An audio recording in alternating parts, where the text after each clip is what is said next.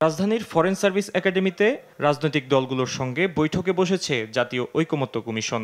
রোববার সকালে কমিশনের দ্বিতীয় পর্যায়ের ৭ম দিনের এ বৈঠক শুরু হয়।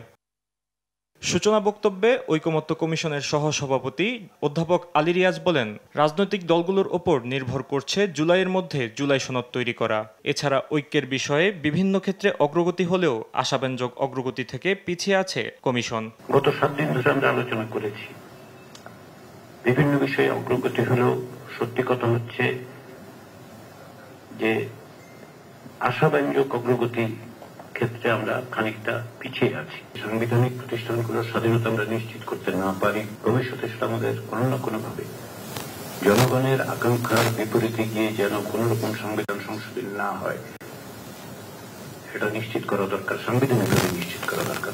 সংবিধান ও রাষ্ট্রের মূলনীতি, জাতীয় সাংবিধানিক কাউন্সিল, দ্বিকক্ষ বিশিষ্ট পার্লামেন্ট, রাষ্ট্রপতি নির্বাচন ও নারী প্রতিনিধিত্ব সহ বিভিন্ন ইস্যুতে আলোচনা করছে রাজনৈতিক দলগুলো।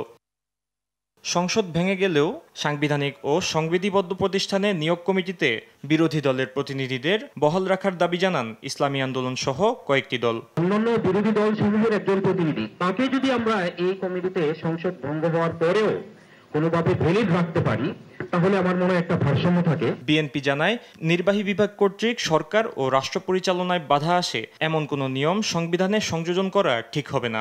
নির্বাহী বিভাগ কর্তৃক সরকার এবং রাষ্ট্র পরিচালনার যে নিয়ম, সেখানে যাতে যথেষ্ট বাধাপ্রাপ্ত না হতে হয়, সেই জন্য আমরা মনে করেছি এই জাতীয় কোনো বিধান সংবিধানে সংযোজন করা ঠিক হবে না। কমিশনের ধারাবাহিক এ আলোচনায় অংশ নিয়েছে বিএনপি, জামায়াত, ইসলামী আন্দোলন, এনসিপি, গণসংহতি আন্দোলন সহ 30টি রাজনৈতিক দল।